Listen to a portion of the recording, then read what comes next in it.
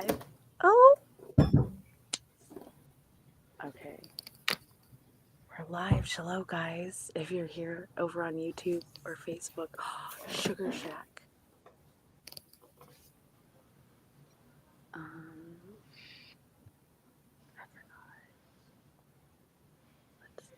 Happy Sunday, everyone. Happy Survivor Sunday. We have an exciting interview today. Me and Tawnie will be speaking with Norah, who actually is having her stroke anniversary coming up. So we're excited to hear a bit about that. Let me just give a moment. Let me see if I can. For Sunday, we have an exciting interview today. Oh, hey, Norah. Tawnie will be speaking is having her stroke. Are you able to request? There you go. All right, Norah is requesting. Let me just give a moment. Let me see if I can send the request. Oh, hey, Norah. Hi, everyone. Thank you for joining. And Tawnie. Hey, Andrew. How are you? Let me see. I think Tawnie has requested. Did it work? Hello. Hi, everyone. Thank you for joining. And Tawnie. Yes. Hey, Andrew. Oh, okay. Yeah. I didn't know if my audio was working or not. Hey, Norah. Hey. Nice to see you. I did just approve Tawnie as well. So, Why didn't it work? Where coming are you back located? I'm in Minnesota, in Columbia Heights, Minnesota. Oh, wow. Cool. I've actually not yet been to Minnesota, but I'm trying to go to all the states. So it's definitely one way. Your request wasn't sent?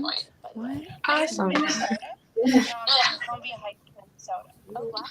I actually I've actually not been to Minnesota, but I'm trying to go to all the states, so it's definitely one. Maybe she left to rejoin. I'm going to try and send it through to Tawnie. What the heck? I'm closing out of So everything. so weird. It's so fickle, I feel like a lot of times.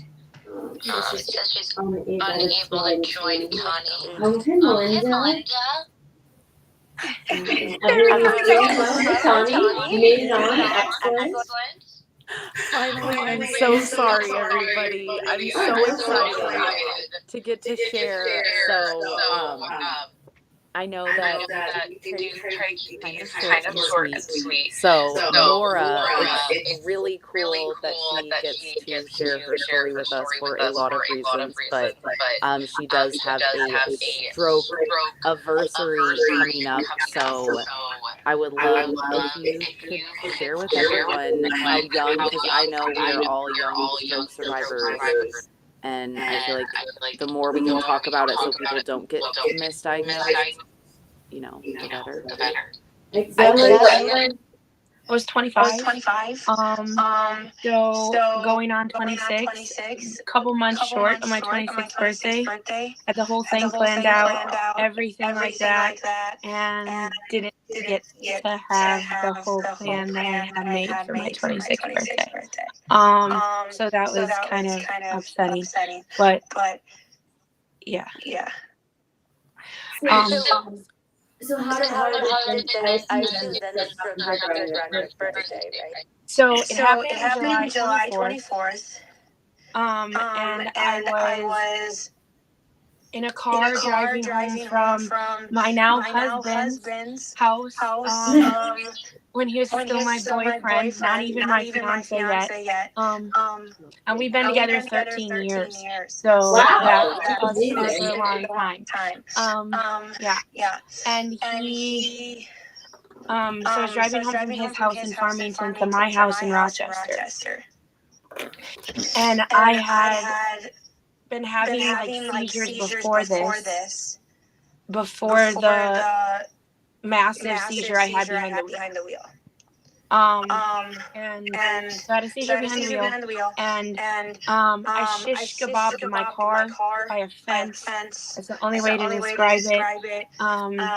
The fence posts were all the way up through the car, totaled the car completely, not existent. In the post had missed me by like this much. And if I had not, the EMTs had been saying if I had not been having a seizure, I probably would have died. I woke up to a guy screaming at me to turn off my car. I turned off my car.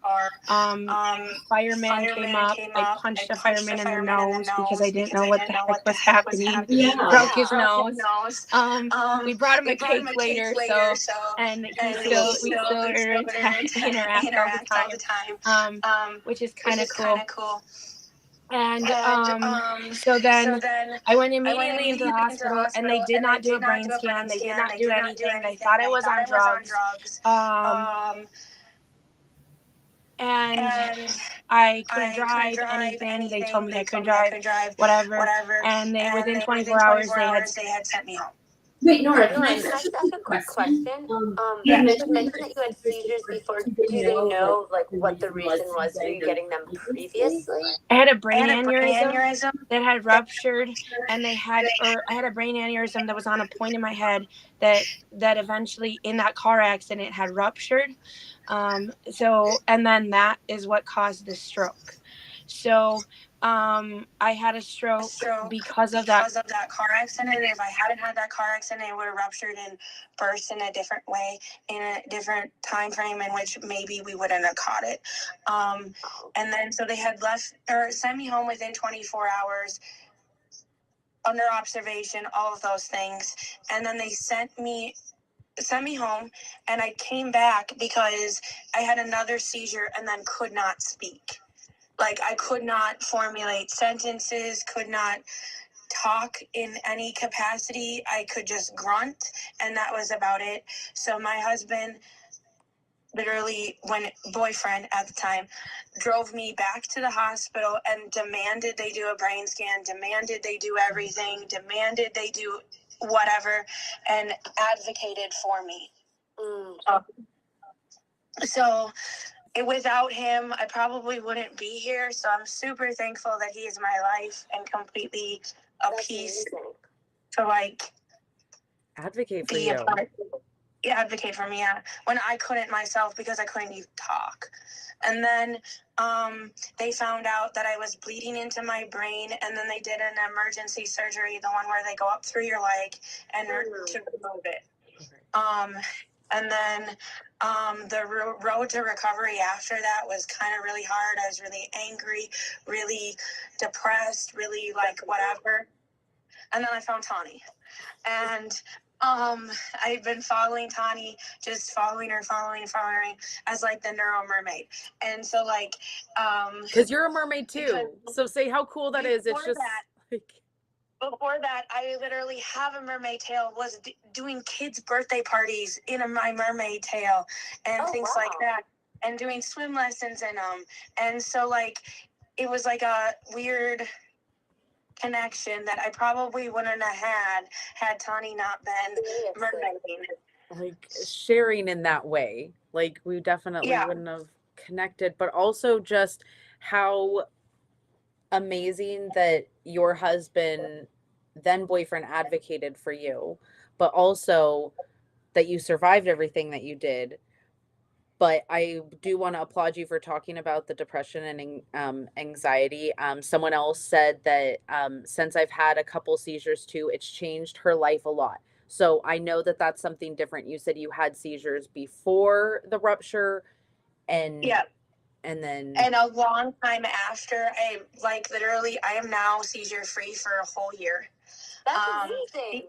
Because of keto diet, and watching my carb intake and medication as a whole too.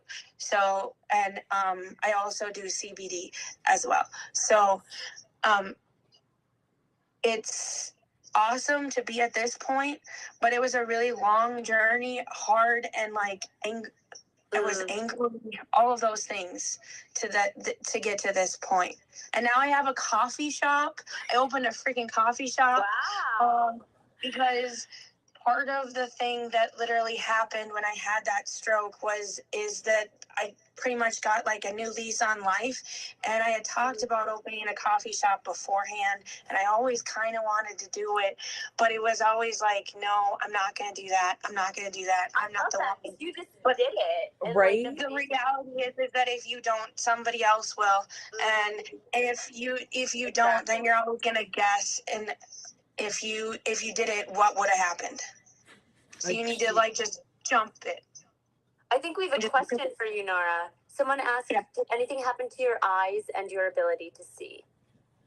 I had really bad eyesight to begin with, so I wouldn't really know the answer to that question. I had worse eyesight coming out of the stroke, but not. I don't necessarily know if that's a cause and effect, if that makes any sense. I had bad eyesight beforehand. I didn't have it. But Yeah. you don't know that it affected it any more than how it already was. No. Thank heavens. That's good. Appreciate that. And I just have to again shout her out for the coffee shop, because opening a business anytime is difficult, It's but hard. like especially when you are in recovery, when you're healing yourself, like is just commendable. And I've just been cheering her on, because I'm like, it's so cool because you're doing it, yeah, for you and your dreams, but like, just so you know, like I use that as an example. I'm like, I have a friend who I know after her stroke went on, like Maddie's written on 2 books. Here it is. Norah opened up a coffee shop. So like, That's so crazy. where there's a will, there's a way. And people are asking, Norah, what is the name of your coffee shop and where is it located?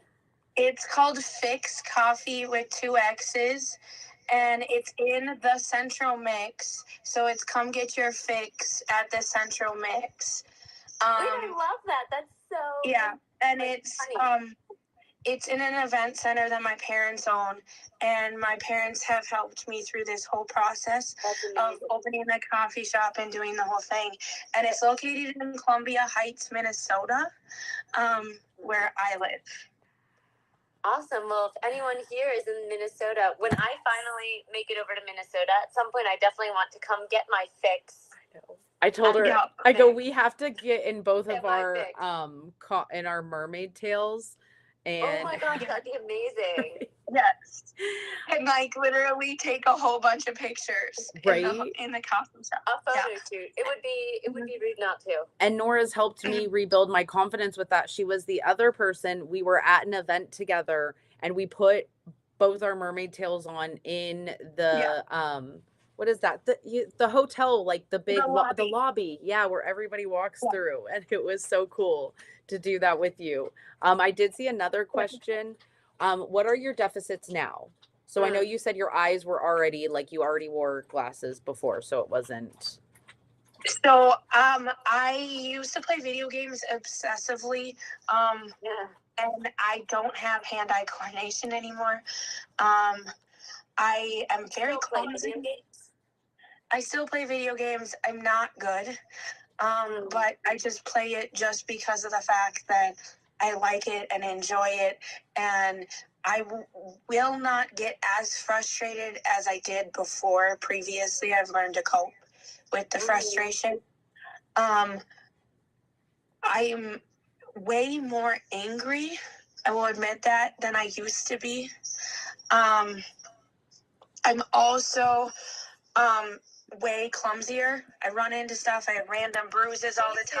That happens all the time to me too. Let us know and drop a me too if you also are clumsy or you're, you know, you just Anyone more else? accident prone now.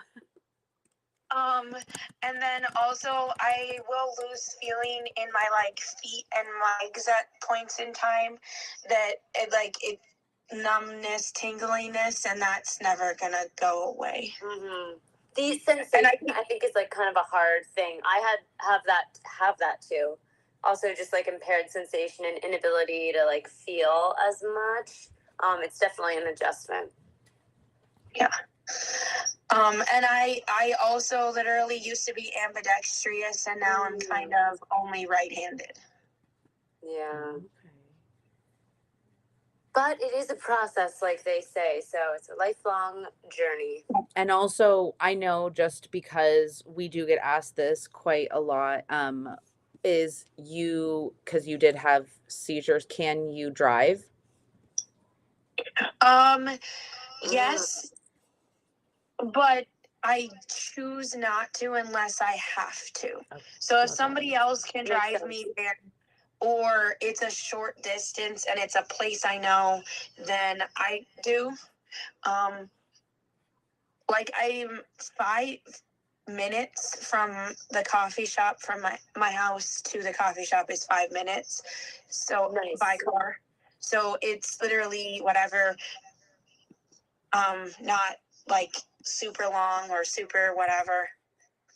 And sometimes my husband will drive me, and I know that if I'm going to have a seizure, I know beforehand, kind of. Oh, really? Because How I'll, much like, of a warning do you Yeah, get? what type of things do you experience?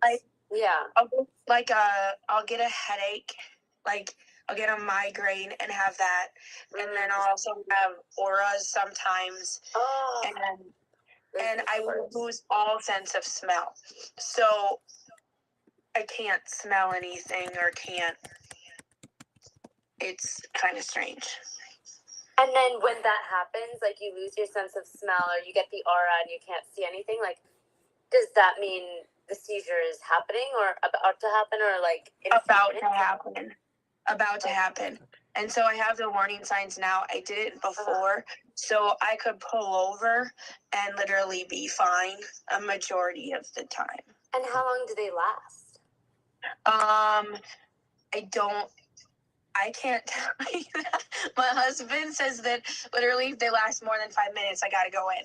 So if I haven't gone to the hospital in a really long time, then I probably haven't had more than a 5-minute seizure. Aw, Susan. But it feels like it's way longer than it is too, if I do have one. Oh, I can imagine anytime I've witnessed one, seconds seem like hours. I'm glad that you said that your husband knows that you do. I did try and drop Nora's coffee shop, but also it will be after we post this. I did want to say that Susan said, I wish you ladies strength and health. So I always love to also know for like recovery, do you get scanned every 5 years or what? Sometimes it seems like they only scan you the first couple years and then they're like, you're good. Seems like you're good. Go on your way. Right. So, my aunt, who is a doctor or used to be a doctor at Mayo Clinic, makes me go in every year to literally get scanned. So she'll push me and remind me that I need to go get scanned again, because the likelihood and chance that I will have another one in my lifetime is insanely high as opposed to someone that has never had one before. And so do they also tell you that if you have children, like that they should get checked? Yep. So any biological children should get checked. I don't have any of those right now, so they don't need to get checked. I have other kids, step kids, foster kids.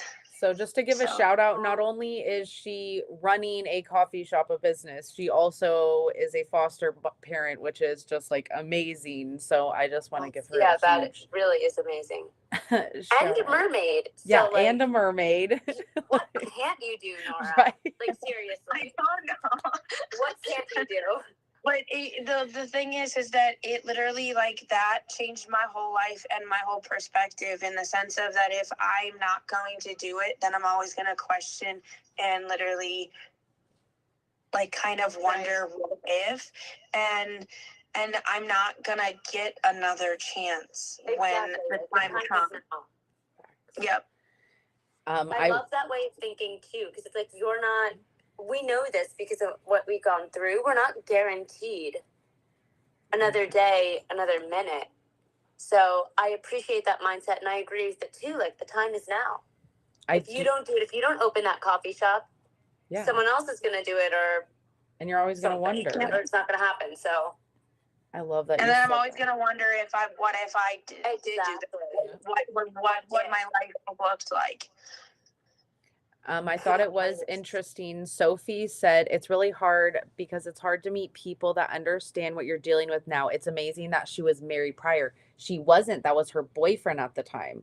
So I would love And if you feel actually, comfortable sharing a little bit about that, because some people, it there's is dating's hard anyways. it's Add a even brain It's injury. very hard. it's even funnier than that. So like before that, okay, so like he didn't tell me for years until like after we got married that day previous, the reasoning process as to why I was so upset and so not okay and didn't want anything to do with him in the hospital was because we had broken up the day previous, and I did not remember. I didn't remember for a whole freaking year.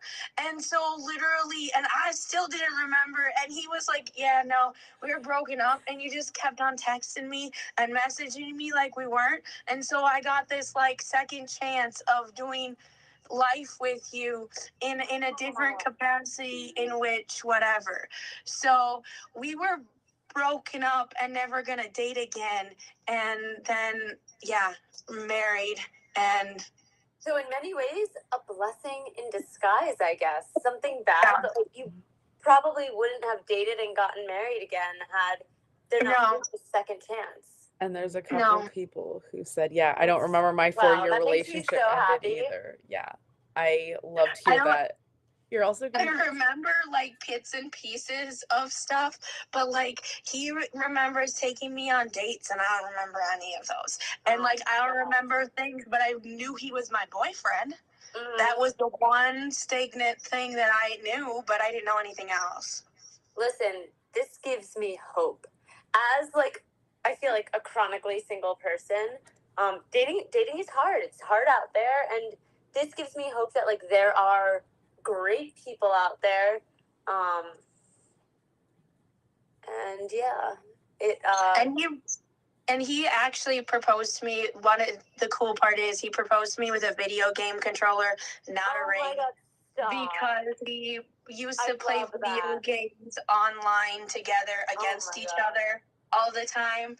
And he asked me if I will be his forever player too, and Isn't that adorable? It's even better though, because my response was, I'm sorry for swearing, but bitch, I'm player one. Yeah. I'm nobody's player two. I love you. Oh my god. And then his response was that a yes? And I'm like, yeah. Yeah. Oh. If I can be player one. Yeah. Oh my god. I love that. That's like such an amazing love story. And it gives hope, right? It gives a lot of hope. A lot of hope. It's helpful to know that there are people who will, stick it out, that they see it and they're like, wow, I almost lost you. I got a second chance. It's so refreshing to hear that too, because I feel like I hear like when I was going into rehab, like I would meet like a bunch of people who like their partner left them because of the stroke, or like, I don't know, they couldn't cope with it or something. We all know. So hearing stories like this really just makes me happy. It's very, very good. He's awesome. Yeah. I love it. There was a question about when you get your scans, does the scan show improvements? Like, does the doctor? Good question. Not really, since they had to take out a piece of my brain. So not really. But I haven't had any more aneurysms. No, regression sometimes is like, sometimes it's like just staying stable is great news. Yeah. Right. Okay. So they don't really give me any news, so I think that's good news, right? I would say so. I mean, they don't really say anything or say that, you got to come back in. Right. I know. Yes, it's so nice to hear that your boyfriend became your husband. Yeah. I know. I looked out that it was like one boyfriend broke up with me, and then Patrick was like, wait, no, I want another chance. Let me try again. So there are good ones. Yeah. There are people out there. But you know what? I actually was like, I guess it's like weird now but like the boyfriend who broke up with me, like Patrick was living out in California, so I didn't date him right away. Like I dated other boys before Patrick. I went back with Patrick. It is hard dating. Talk about like you're like, hey, hi, I'm on blood pressure medicine. Also, I can't really drink. I can't do this. I can't do that. It's hard having to explain or figuring out how you're going to like explain your story. I go, when you meet yeah, people. you're like, and at the time I had to get picked up. Like I was like, I can't drive. Like you gotta. I live with my parents. I'm like, I'm a real woohoo. Exactly.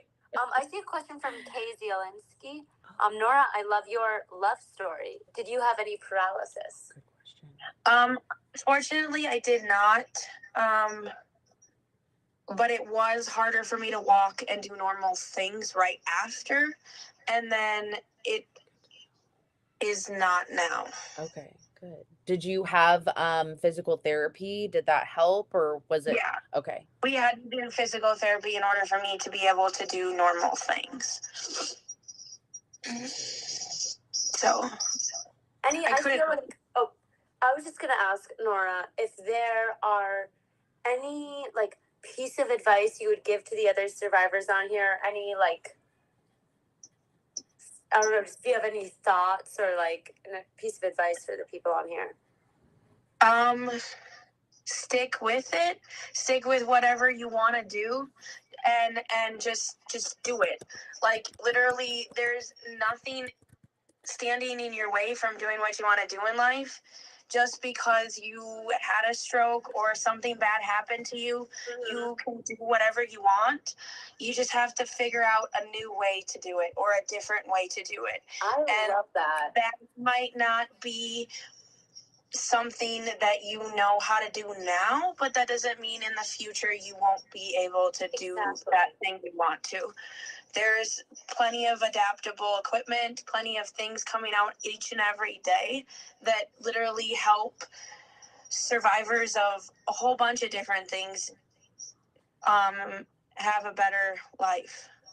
It's an opportunity to get creative and figure out a new path. I love that.